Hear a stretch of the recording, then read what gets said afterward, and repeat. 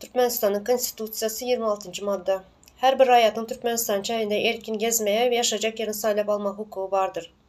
Ayrı ayrı yerlerin çeklerine girmeyin, şol yerlerde gezmeyin, çeklendirilmeyi dine kanun esasında keskitlenip bilinir.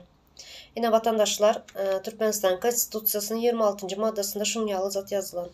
Ama bu sadece kağızda kalıyor.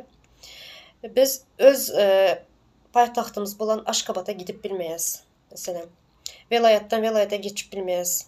Velayetdən velayete geçmek için bir sürü kağız onarmalı, doktordan geçmeli, bir sürü proseduraları var. Bu ne için? Bunun sebebi ne mi? Bunun sebepçisi kim? Bu ne için böyle yapılıyor? Böyle ediliyor? Bunun sebebini kim bizlere gelip düşündürecek? Kim ait düşündürmeli bizlere? Bunun sebebini düşündürsün, biri çıksın da onu.